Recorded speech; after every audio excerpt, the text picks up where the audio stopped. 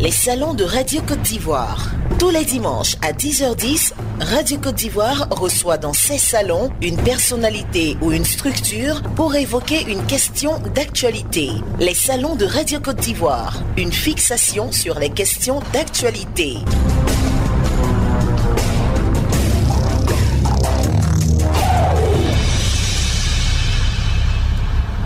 On parle de plus en plus de contrefaçon ici et là.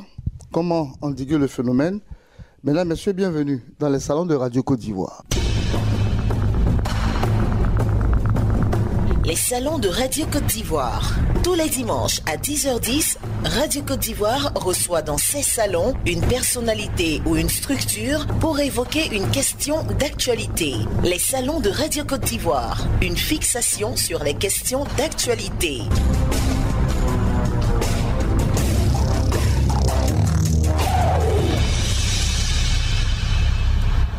Bonjour mesdames et messieurs, savez-vous que depuis décembre 2013, il existe chez nous un comité national de lutte contre la contrefaçon, en abrégé CNLC. Et sur les attributions, l'organisation et le fonctionnement de ce comité, vous serez situés au cours de ce rendez-vous. Que n'a-t-on pas entendu sur ce phénomène, avec les saisies fréquentes, ici et là, des produits contrefaits et mis sur le marché, ce qui occasionne une chasse ou une course-poursuite entre forces de l'ordre et douaniers d'une part et fraudeurs d'autre part. Le phénomène a atteint des proportions avec des chiffres qui font froid dans le dos. Mais comment mettre fin à cette pratique qui se veut un enrichissement illicite de ses auteurs?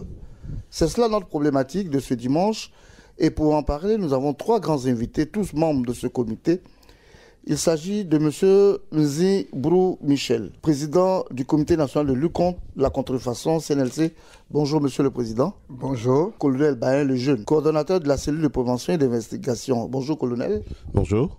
Monsieur Nguessan Pidje Dilat, responsable des enquêtes et des investigations. Bonjour. Bonjour. Alors, messieurs, merci d'avoir répondu à notre appel. Si vous permettez, nous allons vous proposer quelques scènes d'intérêt. Nous allons parler de la présentation en premier de ce comité, la présentation du CNLC, avec ses attributions, son organisation et son fonctionnement. Nous ferons l'état des lieux de la contrefaçon sur le marché ivoirien, les relations entre la contrefaçon et le piratage, les relations entre la contrefaçon et la protection des droits, la contrefaçon et l'opération d'importation, d'exportation et de commercialisation, et puis la contrefaçon face au terrorisme. En fait, quels sont les moyens de lutte contre cette contrefaçon, les procédures de lutte, le processus même de la lutte et les conséquences, avec peut-être en quatrième point l'impact sur notre économie. Enfin, on va dégager quelques perspectives pour voir ce que sera demain par rapport à cette lutte permanente. Alors tout de suite, nous allons commencer et nous allons démarrer avec vous, Monsieur le Président. Dites-nous, Monsieur Nzi, on peut le dire, vous avez décidé de communiquer. Oui, effectivement, je voudrais donc, avant tout propos, je tenais à remercier Monsieur le directeur général de la RTI, Madame la directrice de la radio Côte d'Ivoire, pour l'opportunité qui nous est offerte aujourd'hui de venir parler de ce sujet important qu'est la contrefaçon.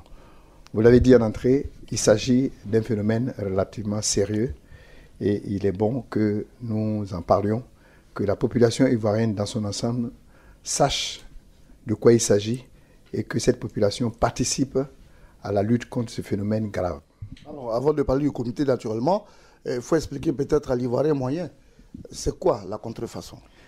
Bien, la contrefaçon, disons qu'on va tout simplement la ramener à un niveau, comme vous l'avez dit, pour que tout le monde comprenne, c'est la reproduction ou bien, disons, la limitation de marchandises, de biens, d'œuvres, sans en avoir, disons, l'accord du propriétaire de la marque, parce qu'il s'agit de droits.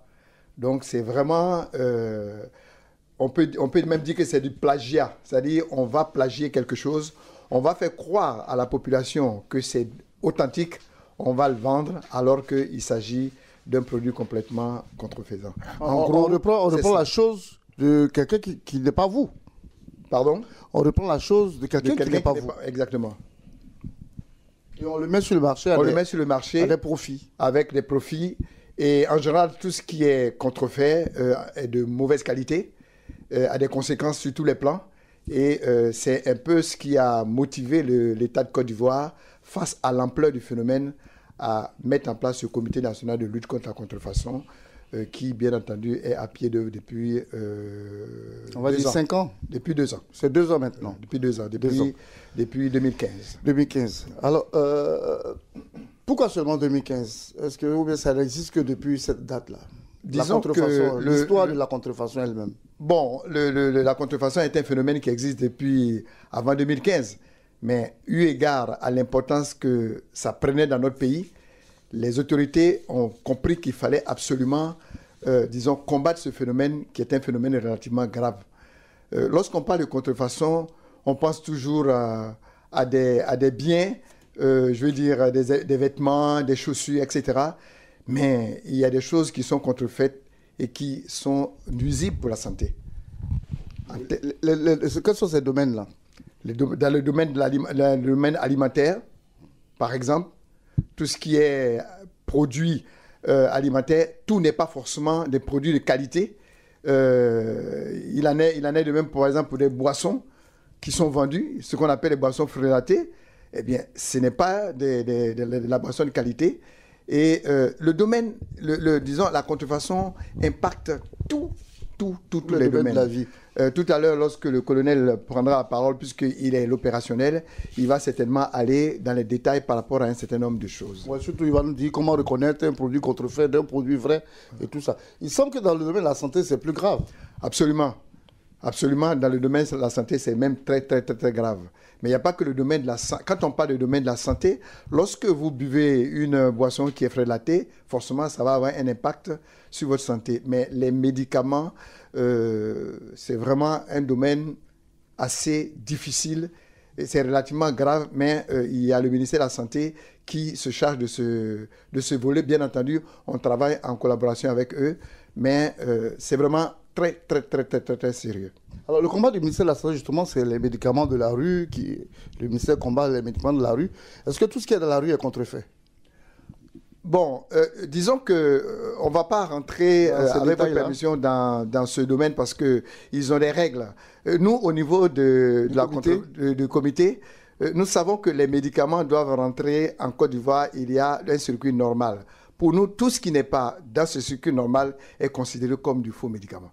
Alors, parlons maintenant du comité lui-même. C'est quoi ses attributions? Alors, le comité national de lutte contre la contrefaçon, comme je le disais tantôt, a 2 organes. Il y a la cellule, ce qu'on appelle le CO, qui est le conseil d'orientation, et il y a la cellule de prévention et d'investigation. Le conseil d'orientation est composé d'un certain nombre de ministères. Il y est représenté la Confédération générale des entreprises de Côte d'Ivoire. Donc c'est un peu un genre partenariat public-privé pour attaquer le phénomène. Et il y a la cellule de prévention et d'investigation qui est coordonnée par le colonel Bain, qui est en quelque sorte le bras, j'allais dire, exécutif du Comité national de lutte contre la contrefaçon, et qui est donc sur le terrain et qui est en rapport avec, disons, toutes les personnes qui estiment que leurs droits sont lésés. On reviendra sur l'organisation et le fonctionnement avec vous tout à l'heure, mais je vais me tourner vers le colonel Bain le jeune. Vous l'avez dit, il est coordinateur de la cellule de prévention et d'investigation. Quel est l'état de lieu aujourd'hui, colonel? Merci. Je voudrais, avant de continuer, saluer tous nos mamans qui sont fêtés aujourd'hui. Je rappelle que c'est la fête des mères ce dimanche. Ce dimanche, et tout en espérant qu'elles recevront des cadeaux authentiques et non des cadeaux contrefaisants. Pourquoi pas? Bien, l'état des lieux. Aujourd'hui, en Côte d'Ivoire, partout dans la rue, dans les marchés, vous constatez qu'il y a beaucoup de marchandises contrefaisantes qui sont vendues en Côte d'Ivoire. Il nous est impossible de vous donner un chiffre précis parce que nous avons essayé de mener des études. Les études ne sont pas encore terminées. Mais vous constaterez qu'il y a beaucoup de produits contrefaisants qui sont sur le marché, que ce soit des produits industriels, que ce soit des œuvres littéraires artistiques, des œuvres musicales, notamment les CD et tout ça, qui sont vendus dans la rue, partout, librement, alors que les gens n'ont pas le droit de le faire.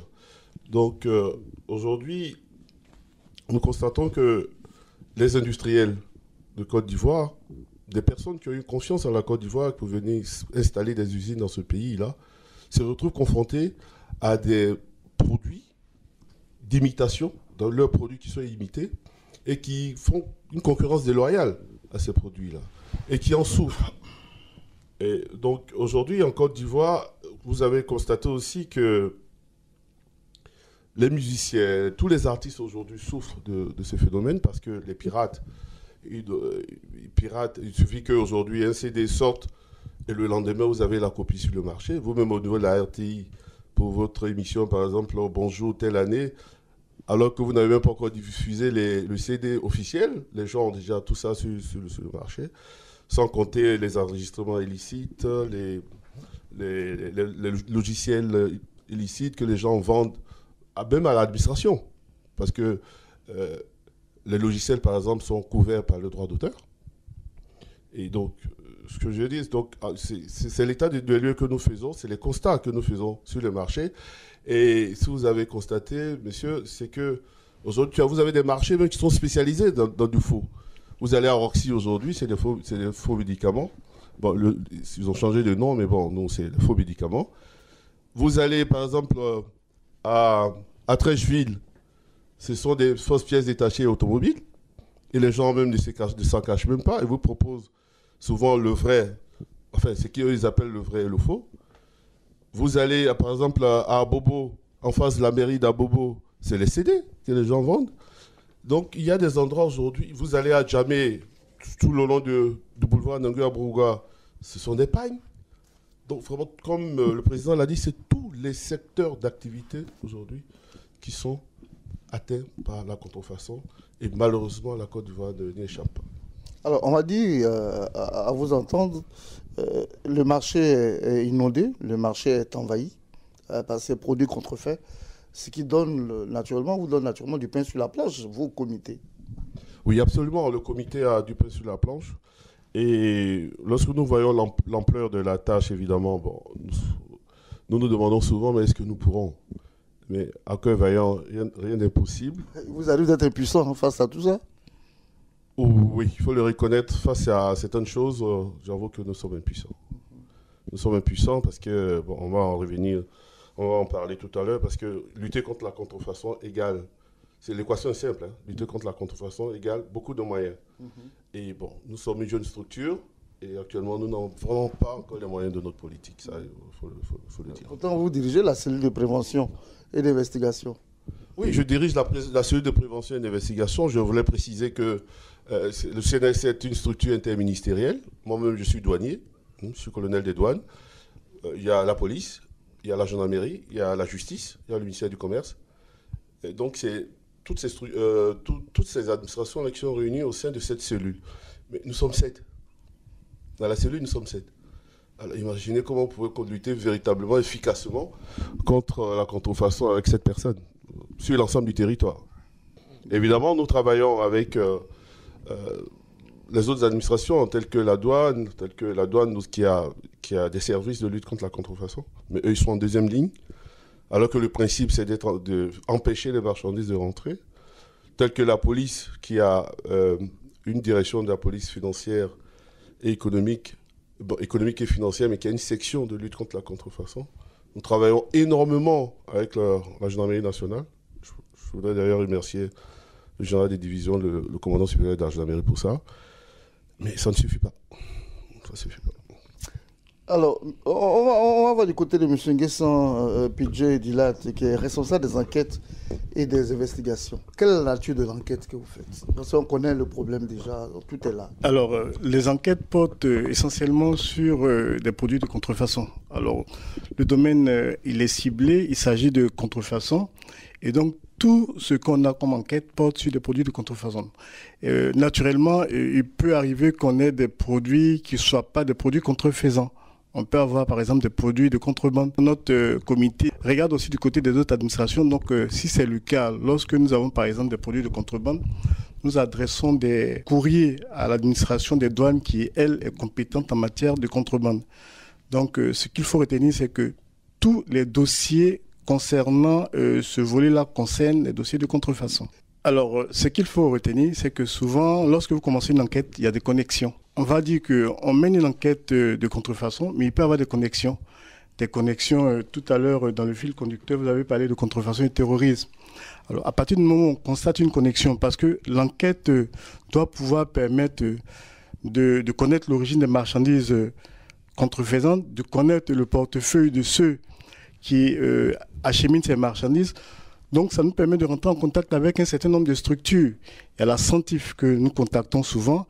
Il y a l'UCT, l'unité de lutte contre la criminalité transnationale que nous contactons également. Il y a les services classiques de police et de gendarmerie que nous contactons, à savoir la police criminelle, la police économique. Donc, au départ, ça peut être une enquête liée à la contrefaçon, mais avec l'évolution, l'enquête peut s'avérer large. On peut l'ouvrir à d'autres domaines. Alors, collègue, que faites-vous au quotidien? Je veux bien comprendre. Qu'est-ce que nous faisons au quotidien? Je voulais dire déjà que la contrefaçon est un délit. C'est un délit qui est prévu et réprimé par le Code pénal. Selon les cas, lorsqu'il s'agit par exemple de produits industriels, ou bien lorsqu'il s'agit de médicaments, là, il y a une nouvelle loi qui a été votée récemment, en 2017, concernant les faux médicaments. Ensuite, lorsqu'il s'agit d'une atteinte au droit d'auteur, il y a la loi sur les droits d'auteur qui a une partie répressive, donc qui condamne... Donc la contrefaçon, c'est un délit. Il faut que les gens comprennent ça. Vendre des produits contrefaisants, le fait de vendre des produits contrefaisants peut vous entraîner en prison. Donc tout ce que nous faisons au quotidien, ça me permet de vous expliquer un peu notre mode opératoire. Le principe, c'est que les produits, selon la loi en tout cas, que les produits contrefaisants ne rentrent pas sur le territoire national. Et lorsque vous lisez la loi, c'est ça le principe. Donc lorsque, par exemple, un industriel constate qu'il y a des produits contrefaisants sur le marché, si la marchandise est encore dans le conteneur, par exemple, il a des soupçons, si la marchandise est dans le conteneur, il peut saisir l'administration des douanes à l'effet de saisir ces marchandises-là. Et il a 10 jours pour aller au tribunal et faire ouvrir le conteneur, etc., pour voir si le produit est contrefaisant ou pas.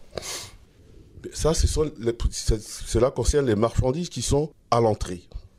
Maintenant, lorsque les marchandises dépassent le cordon douanier, qui sont sur le marché, et qu'un titulaire de droit constate que la marchandise est sur le marché, il doit nous saisir par écrit. Et en ce moment-là, il nous envoie les échantillons de produits incriminés et lui-même ses propres échantillons. Mais pour ce faire, il faut que l'enregistrement de sa marque soit à jour. C'est-à-dire que la marque, par exemple, est enregistrée. On vous donne un certificat d'enregistrement à l'OAPI qui a 10 ans d'existence. Donc, s'il doit nous saisir, il faut que ce délai-là ne soit pas passé. D'accord? Donc, l'enregistrement est à jour. Et nous analysons son dossier.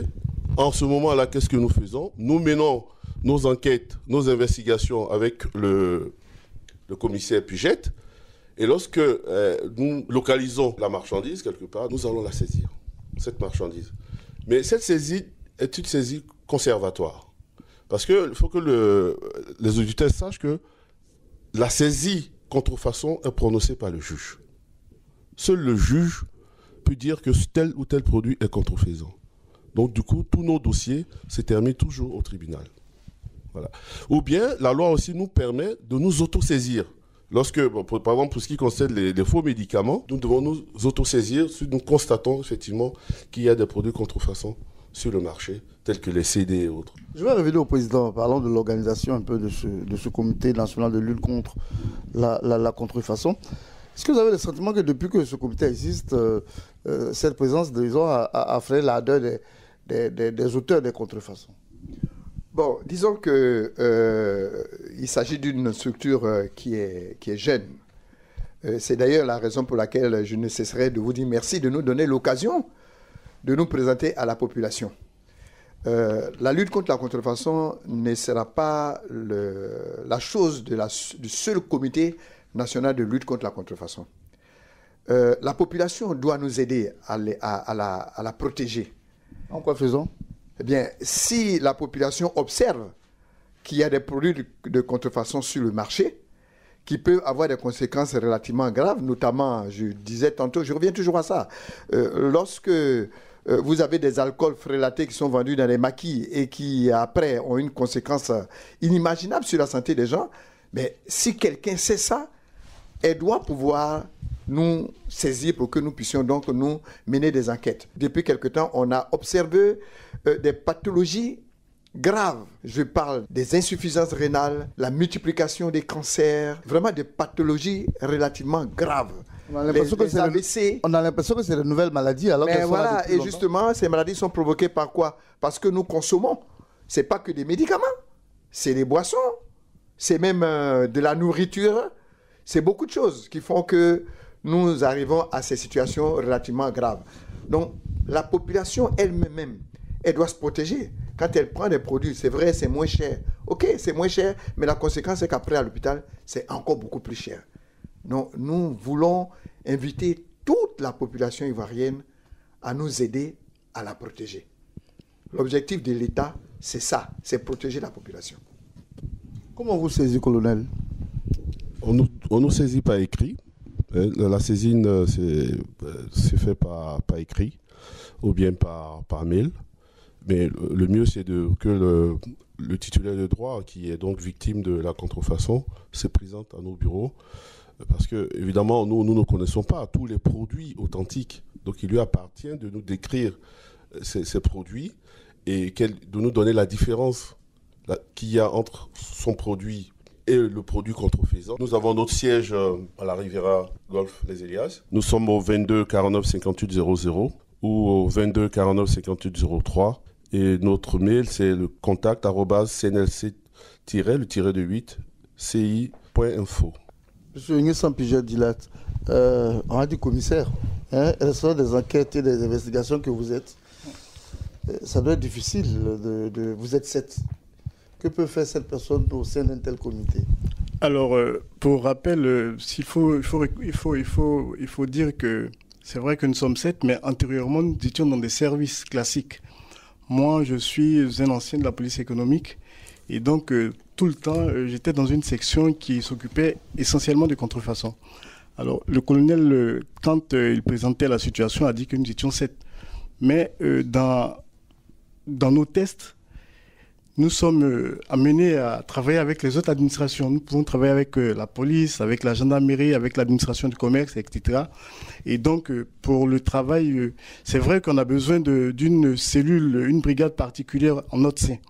Mais aujourd'hui, ce qu'on fait, il a remercié tout à l'heure le général de brigade de gendarmerie, le général de division, autant pour moi. Mais nous travaillons avec la police, nous travaillons avec la gendarmerie, nous travaillons avec toutes les forces en présence. Alors, les enquêtes sont simples. On peut se retrouver aujourd'hui à Mans. On part avec une équipe de 4 ou 6 personnes à Mans. Mais lorsque nous arrivons à Mans, nous dirigeons les enquêtes soit avec le commissariat de Mans, soit avec la brigade de gendarmerie de Mans. Et donc, c'est de cette façon-là que nous arrivons à conduire nos enquêtes. Alors, justement, quelqu'un l'a dit tout à l'heure, je pense que ça devait être le président qui a dit que les structures, leur coordination, leur bureau, leur section de lutte contre la contrefaçon. On se demande bien que vient faire le comité national de lutte contre la contrefaçon quand il en existe à la police, à la douane, etc. Qu'est-ce qui fait de vos actions, commissaire? Vous gardez le micro. Alors, avant 2013, c'est vrai que le comité a été mis en place en 2013, mais avant 2013, cette lutte-là se faisait de façon sectorielle. Vous avez la douane qui menait sa lutte, vous avez la police économique qui menait sa lutte, et depuis 2013, comme l'a signifié le président, l'ampleur du phénomène a amené le gouvernement à mettre en place ce comité national de lutte contre la contrefaçon. Alors, ce comité-là va fédérer, va coordonner l'ensemble des activités de lutte. Donc, qu'est-ce qu'on va faire? On va, c'est vrai, continuer à faire ce que les services classiques faisaient, mais également, on va former les autres acteurs parce que aujourd'hui, nous sommes le service national en charge de la contrefaçon. Donc, dans nos prérogatives, nous avons les formations de tous les OPJ, tous les officiers de police judiciaire qui soient gendarmes ou policiers. Et donc, c'est un peu comme ça, de cette façon-là, qu'on réussira peut-être pas à éradiquer le fléau, mais à atténuer ce mal-là qui est un véritable souci pour la Côte d'Ivoire. Dans son fonctionnement, je sais que le comité, comme je veux, tout comité ou tout toute cellule de coordination ou de lutte a besoin forcément d'être aidée par les populations. Le président a lancé un appel tout à l'heure aux populations. Mais à côté de ça, dans votre fonctionnement habituel ou au quotidien, quelles sont vos difficultés? Il est difficile pour l'opérationnel que je suis de venir à la radio et parler de difficultés de service. Je pense que les difficultés sont connues par nos autorités à travers les rapports. Donc, permettez-moi de ne pas ici m'étendre sur ces choses-là. Mais ce que je voulais dire, que nous avons véritablement des difficultés opérationnelles. Nous avons un budget, c'est vrai, la structure fonctionne. Mais nous, notre travail en tant qu'opérationnel, c'est d'être sur le terrain. C'est de pouvoir nous déplacer, c'est de pouvoir communiquer avec les éléments sur le terrain. Et c'est d'avoir des agents pour être sur le terrain. Parce que, comme vous l'avez constaté, la structure des 7 personnes, nous sommes tous des officiers supérieurs, magistrats en hiérarchie, etc. Les clercs ne nous appartient pas à nous de... Il n'exerce plus? Non, il est toujours magistrat, mais détaché au niveau du CNLC. Et nous avons un colonel de gendarmerie, moi-même je suis colonel des douanes.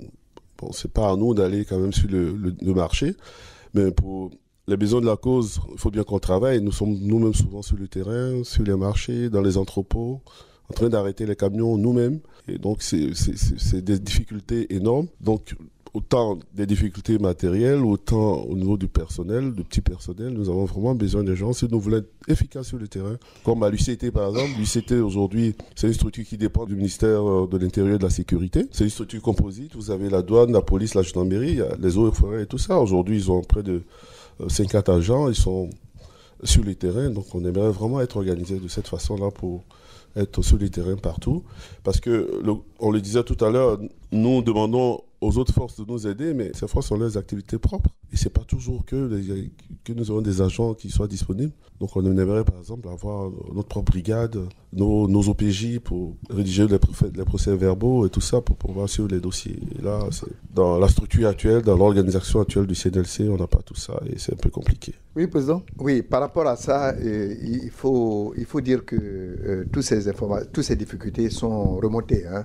Et donc je pense que dans un délai relativement acceptable, on va trouver des solutions à un certain nombre de choses. Le CNLC a été créé par une loi. Quand l'État décide de prendre une loi pour mettre en place une structure, c'est qu'il y accorde une importance capitale. Donc ce sont quelques difficultés que nous avons remontées. Nous pensons qu'assez rapidement, on va pouvoir trouver une solution à cela. Et je voudrais profiter pour également demander au secteur privé, parce que nous travaillons pour le secteur privé également. Il faut que le secteur privé prenne sa place en termes de moyens pour permettre à cette cellule-là, disons à ce comité de fonctionner. Lorsque vous prenez le décret de création de la structure, c'est clair, hein, les moyens doivent provenir et de l'État. L'État fait ce qu'il peut.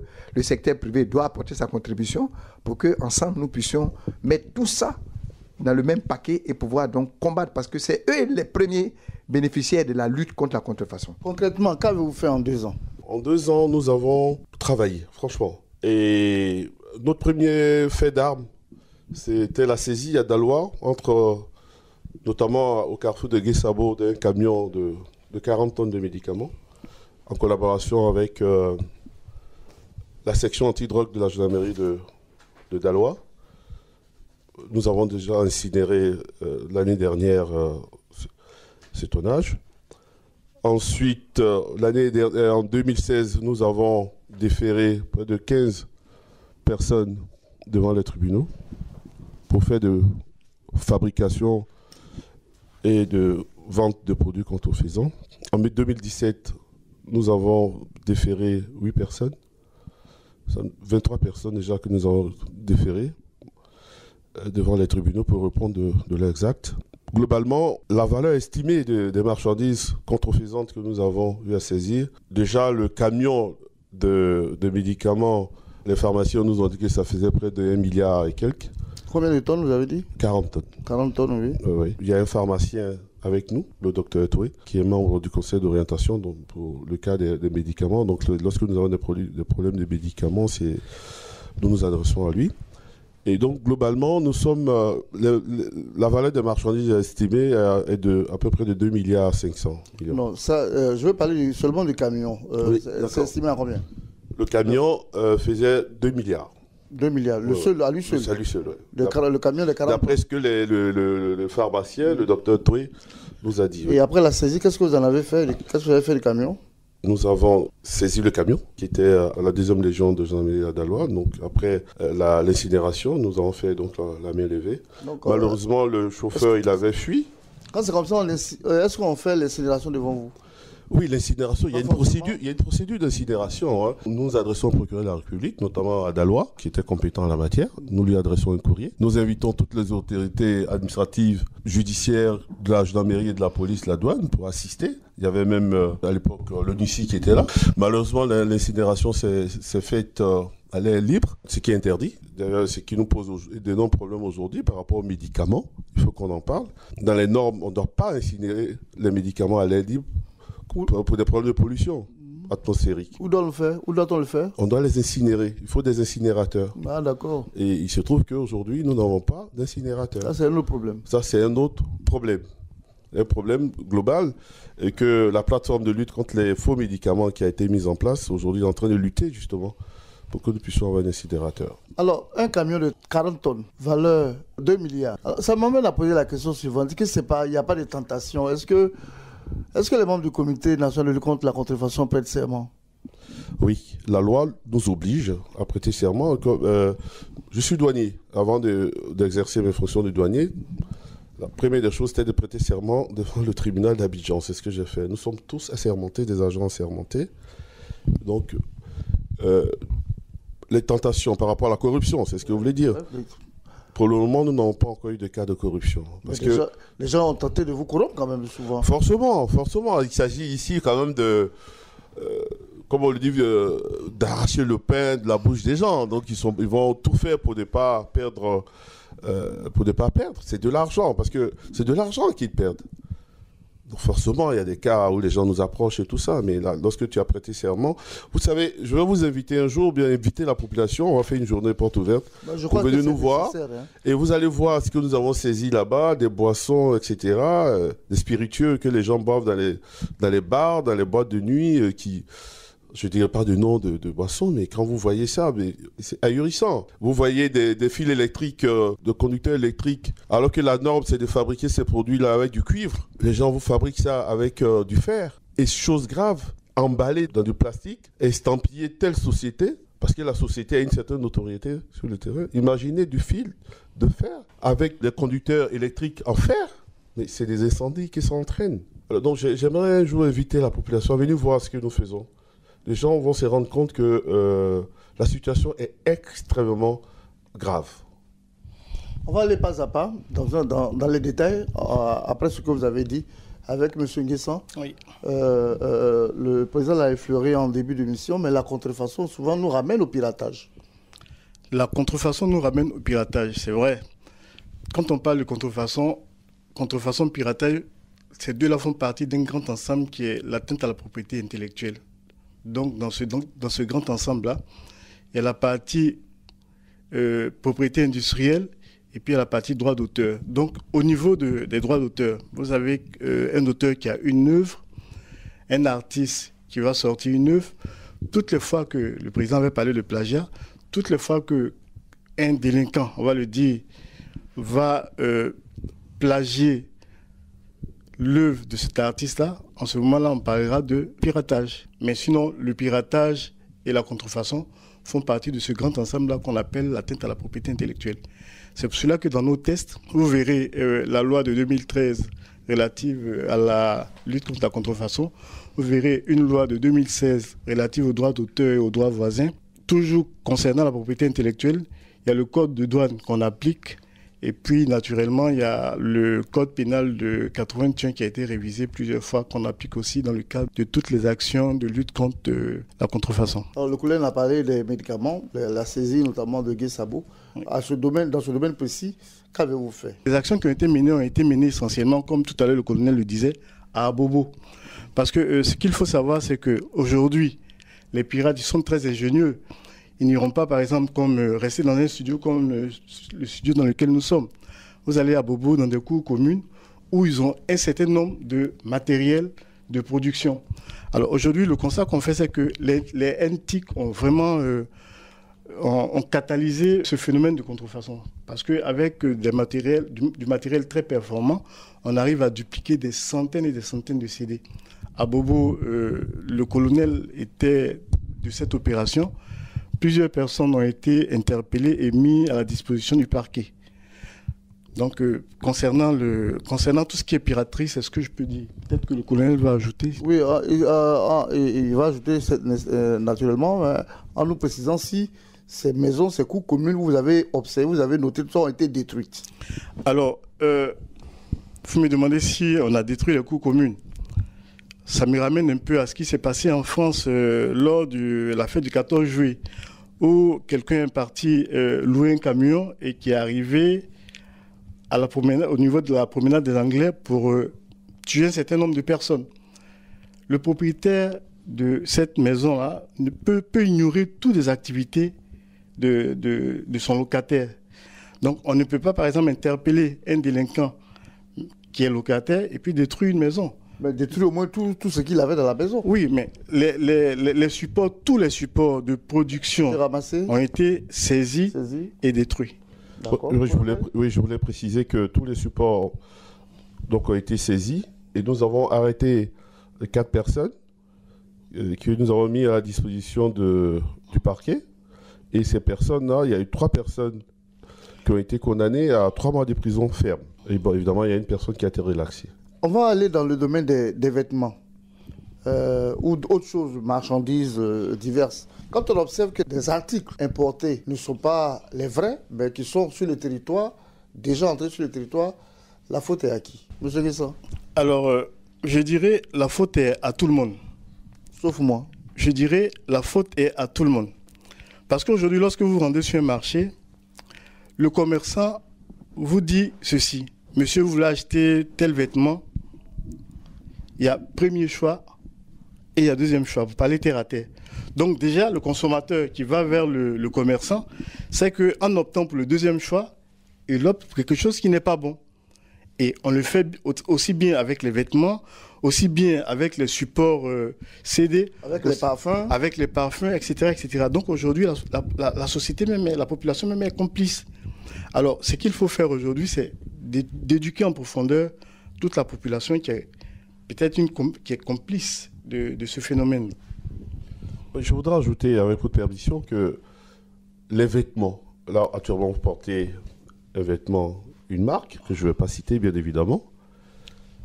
Je ne peux pas savoir si cette marque-là, si le polo que vous portez est un polo authentique de la marque. Non, je vous rassure, il n'y a pas de problème. Bon, d'accord. De toute façon, je ne vais pas vous inquiéter pour ça. Mais je veux dire qu'il appartient, parce que ces marques ont des propriétaires. Ces propriétaires ont des droits. Et c'est cette marque-là qui leur donne des droits. Un droit exclusif d'exploitation. Sauf si, évidemment, ils délèguent ce droit-là à quelqu'un d'autre pour produire la marque. Donc, il faudrait que ces propriétaires-là viennent nous saisir. Parce que si moi, je vous dis, cher ami, ton polo, là, c'est pas authentique, il faut bien que je vous le prouve. Or, moi, je n'ai pas les caractéristiques nécessaires pour prouver que le polo est faux ou pas. Vous comprenez? Donc, c'est pourquoi nous appelons tous les détenteurs de droits de propriété, que ce soit de la propriété industrielle ou de la propriété artistique, littéraire et autres, de venir vers nous et de nous signaler des cas d'atteinte de ces droits-là. Parce que le problème aujourd'hui, si moi, douanier, je saisis par exemple un conteneur de polo de marque pour dire que ce sont des marchandises contrefaisantes, mais si je n'arrive pas à le prouver et qu'il y a des dommages et intérêts et que nous sommes poursuivis, c'est l'administration des douanes qui est poursuivie, c'est le trésor public qui est poursuivi et c'est le trésor qui va rembourser ces dommages-là à la personne qui est victime, bien la plaignante, à la personne plaignante. Donc, dans ce cas, il faut faire très attention, il faut être prudent. Il faut être prudent. Il faut, pour vraiment faire des saisies, il faut t'assurer qu'effectivement, la contrefaçon est avérée. Et je répète, la saisie contrefaçon est prononcée par le juge. Alors, colonel, ce que je remarque avec votre explication, c'est que la contrefaçon atteint des proportions inquiétantes. Parce qu'on retrouve la contrefaçon dans les importations, dans les exportations et même dans la commercialisation. Alors, tout cela a un impact sur notre économie, naturellement. Oui, naturellement, la contrefaçon a un impact sur l'économie négativement à 3 niveaux déjà. Au niveau de l'État. Il s'agit des pertes de recettes, notamment les recettes fiscales, les recettes douanières. Parce que le vecteur de la contrefaçon, c'est la contrebande. C'est les fausses déclarations d'espèces, etc. Donc la contrebande qui veut que les marchandises ne passent pas dans nos bureaux pour le dédouanement. Donc c'est des pertes énormes. Ensuite, pour les entreprises, il y a eu des cas ici, malheureusement on ne peut pas donner de nom, mais il y a eu des cas. On a vu une usine de fabrication de jeans ici dans ce pays, de marque, qui était prisée. Et du jour au lendemain, on retrouvait sur le marché des pantalons de jeans de la même marque, dont le prix était même inférieur au coût du coton cru que les gens utilisaient comme matière première pour fabriquer. Finalement, ils ont fermé. Il y avait aussi, dans les années 2006, 2007, 2008, un jeune Ivoirien, par exemple, qui avait développé une marque avec le drapeau de Côte d'Ivoire, orange, blanc, vert. Du jour au lendemain, il a fermé. Tout le monde s'est mis dans la danse. Tout le monde s'est mis dans la danse. On a trouvé aujourd'hui, il a fermé. Donc, c'est tout ça. Et lorsque vous fermez une usine pour cause de contrefaçon, c'est la destruction des emplois, la précarité, donc la pauvreté. Cette usine ne peut plus payer des impôts, ne peut plus importer des marchandises. Donc, on retourne aux baisses des recettes de l'État, alors que tout le monde attend l'État pour construire les routes, pour construire les hôpitaux, mais l'État ne fait pas de miracle. Il faut bien que ces recettes-là rentrent. Et le troisième niveau, c'est au niveau même de vous, les consommateurs. Lorsque vous portez un polo, je prends votre cas. Vous revenez à mon polo? Oui. Vous êtes déjà rassuré? Oui, je suis rassuré. Mais bon, admettons que ce polo soit un polo contrefaisant. La fabrication de ces polos-là, de ces marques-là, obéit à des normes. La teinture que les gens utilisent, ça obéit à des normes. Mais souvent, c'est des produits chimiques qui ne sont même pas dosés. Les gens fabriquent ces produits-là dans des conditions d'hygiène déplorables. Et ils viennent déverser ça ici. Nos marchés sont devenus véritablement des dépotoirs. Aujourd'hui, vous avez des portables. On a démocratisé les portables. Il y a des portables à 10 000 francs aujourd'hui, même 5 000 francs pour avoir un portable. Mais vous ne savez même pas le dégât que cela peut causer sur votre santé. Sur votre santé. Alors, je vais terminer avec vous avant de revenir à M. Nguessan. Est-ce que la contrefaçon est liée avec le blanchiment ou le terrorisme? Absolument. Vous savez, la contrefaçon est considérée comme un délit mineur, ce qui fait qu'aujourd'hui, il y a beaucoup d'études qui le prouvent. Hein. Vous allez sur les moteurs de recherche, vous tapez contrefaçon et terrorisme, vous allez avoir toutes les informations. Par le passé, les organisations criminelles, les terroristes et autres, finançaient leurs activités criminelles. J'incite là-dessus, sur les activités criminelles, mortifères, en faisant quoi? Des kidnappings, du trafic de drogue, du trafic d'armes, etc., etc. Mais aujourd'hui, les études ont montré que la contrefaçon est en passe de dépasser le trafic d'armes, les trafics de drogue, etc., parce que la contrefaçon est faiblement sanctionnée. Donc, il est plus facile pour ces personnes-là d'installer des usines et autres, fabriquer ces produits, les vendre. Ils savent qu'ils ne seront pas inquiétés. Et il y a des études... Il y en a qui échappent, qui vous échappent. Oui, absolument. Comme celui, le chauffeur du camion qui a fui à Guessabo, par exemple. Oui, par exemple. Mais lui, il n'est que... C'est du ménufrétin, lui n'est qu'un envoyé. Mais il y a des études qui montrent, par exemple... Les grands patrons sont assis derrière. Ben voilà. Il y a des études qui montrent, par exemple, que vous investissez $1000 pour produire de faux médicaments, vous gagnez 200 à 400 000 $. Et pour $1000 dans la drogue, vous gagnez que 20 000 $. Et vous risquez la prison. Et vous risquez, pour 1 gramme d'héroïne, vous risquez 20 ans. Donc, le choix est vite fait. Le choix est vite fait. Et puis, quand vous poursuivez vos études, avec les recherches, vous remarquez qu'il y a des organisations criminelles qui sont spécialisées dans la contrefaçon des produits précis. Je peux vous, en off, tout à l'heure, je vais vous donner la documentation nécessaire. Donc, lorsque nous parlons de contrefaçon, c'est vraiment la sécurité même des États qui est en jeu. Nous voudrons ici, à travers cette émission, que les gens prennent conscience du phénomène de la contrefaçon. Ça va au-delà des petits commerçants qui vendent des produits contrefaisants, qui vendent des CD pirates, etc. Ça va au-delà. Il y a le blanchiment. Effectivement, il y a le blanchiment. Il y a aussi le financement des activités terroristes à travers la vente de produits contrefaisants. Monsieur Nguessan, tout à l'heure, on a parlé de moyens. C'est ça. Je pense qu'on en arrive au chapitre où les moyens sont importants. C'est ça. Est-ce que vous avez les moyens de votre politique? Alors, on a les moyens. Le coordinateur tout à l'heure a parlé de moyens financiers. C'est vrai que ça ne va jamais suffire. Même à la télé, à la radio, aujourd'hui, nous sommes avec vous.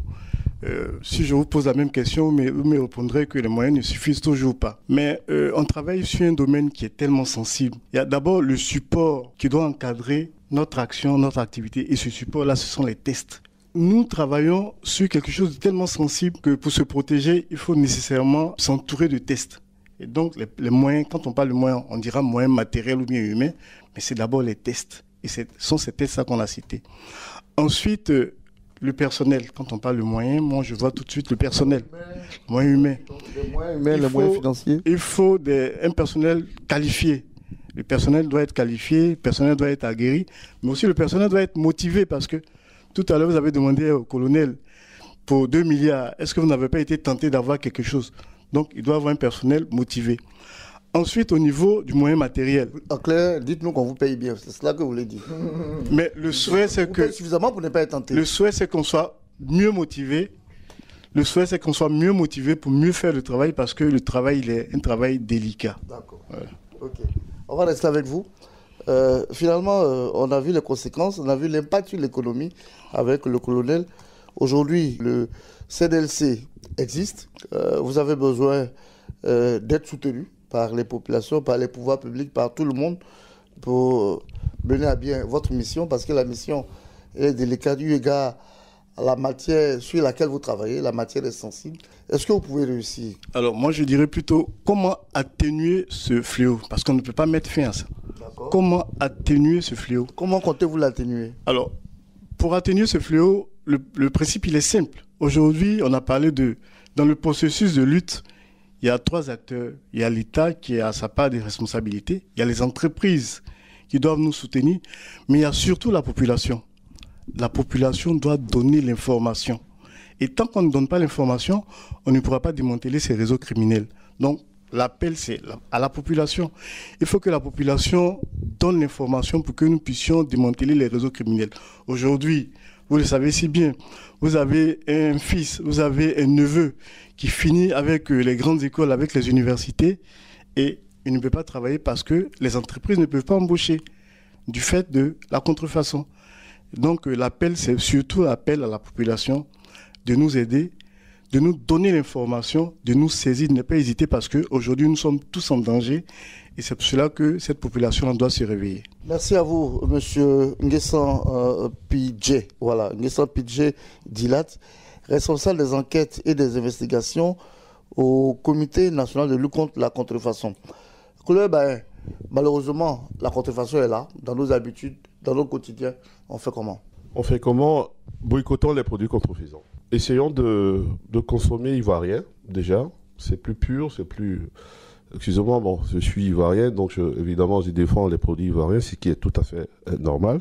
Et puis, essayons de payer les choses en fonction de nos bourses. C'est pas parce que la voisine porte un sac de telle marque que forcément, je dois aller payer la copie de ce sac. Vous comprenez?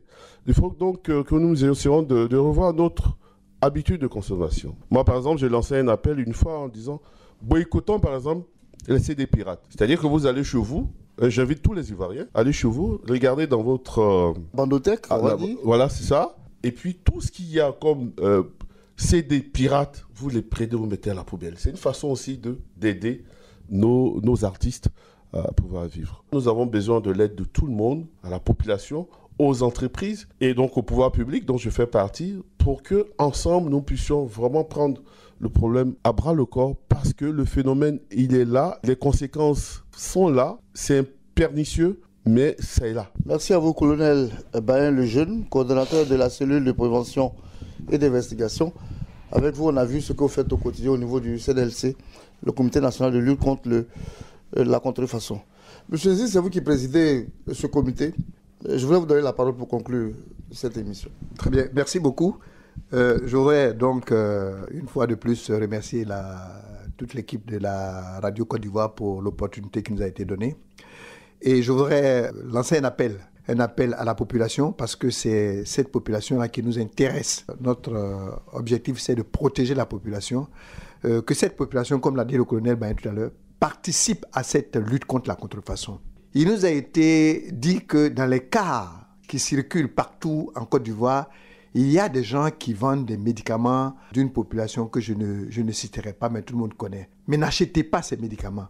Si vous ne les achetez pas, qu'est-ce que les personnes ont fait? Elles vont arrêter. Nous-mêmes, on se met en danger. Donc, il faut que nous participions activement à cette bataille, qui est une bataille importante, aussi bien pour nous-mêmes que pour la Côte d'Ivoire, qui est notre pays. C'est vrai que dans d'autres pays, ça existe. Mais nous, au moins, nos autorités ont pris la responsabilité de mettre en place une structure. Vous prenez la sous-région, c'est la première fois que dans la sous-région, une structure comme ça a été mise en place. Donc, je voudrais inviter chacun à jouer son rôle. Inviter, bien entendu, le gouvernement à jouer son rôle. Je sais qu'il le fait, mais je pense qu'ils vont certainement faire encore un peu plus. Inviter les sociétés de la place pour qui nous travaillons à se mettre en rapport avec nous, à nous accompagner, afin que nous puissions ensemble monter des plans de bataille. Et je féliciterai certaines sociétés que je ne citerai pas, qui sont en relation tous les jours avec nous pour faire des opérations à travers toute la Côte d'Ivoire. Et bien entendu, je voudrais solliciter l'aide, comme vous le faites au niveau de la radio, de toute la presse ivoirienne, pour que nous puissions, pour qu'elle puisse nous accompagner également à faire de la sensibilisation, parce que la sensibilisation reste également le premier remède à la lutte contre la contrefaçon. Merci, Monsieur le Président. Je rappelle que vous êtes Monsieur Zibrou Michel, président du Comité national de lutte contre la contrefaçon. Vous étiez à cette tribune pour parler des produits de contrefaçon et voir comment on peut mettre fin à la pratique. Quelqu'un a parlé de comment juguler la question. Et on va s'arrêter ici. Merci à tous de nous avoir suivis. Cette émission a été réalisée par Adama Bakayoko, technique Mia Nestor et Aoblé David. J'ai bénéficié de la collaboration de tous les autres confrères de la rédaction. Je voulais vous dire tout simplement que la contrefaçon tue. Tuons-la dès maintenant et on s'en portera tous mieux. Merci à toutes les dames qui nous ont suivis et à toutes les mamans de Côte d'Ivoire. Bonne fête, parce que votre fête c'est ce dimanche. Paul Philippe, à très vite.